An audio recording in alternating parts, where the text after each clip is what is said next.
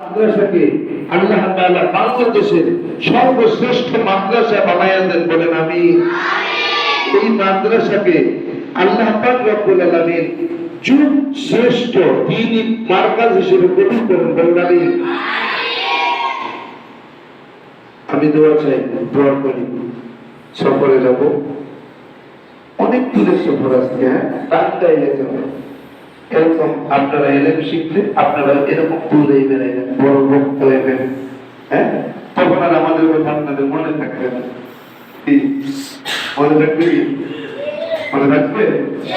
আপনারা যখন বড় ভক্ত হইবেন তখন ওস্তাদদের মনে থাকবে, হ্যাঁ, ওস্তাদদের ভুলে যাবে না কখনো। হ্যাঁ, যেখানে দেখবো আমরা ওস্তাদদের যখন মাদ্রাসায় পড়ছি তখন আমরা ওস্তাদদের ছায়া পর্যন্ত বাড়াই নাই।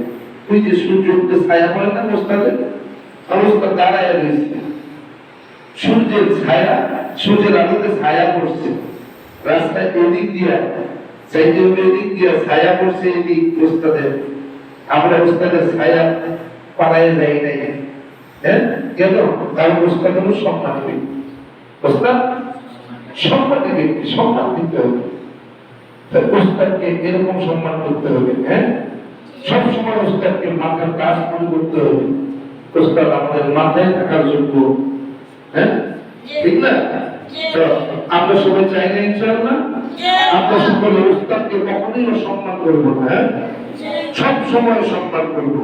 ওস্তাদের কথা শুনবো, ওস্তাদ যেভাবে বলে সেভাবে চলবো, হ্যাঁ, কোন সময় ওস্তাদের কথার বাইরে যাবো না, ওস্তাদের সঙ্গে বেয়াদবি করবো না।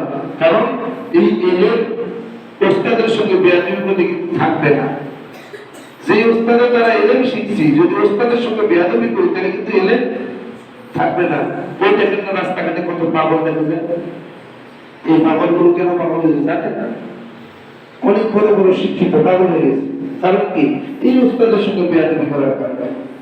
হ্যাঁ, এজন্য ওস্তাদের সঙ্গে খবরদার বেয়াদবি করা যাবে না। আল্লাহ তাআলা আমাদের সকলকে সমস্ত প্রকার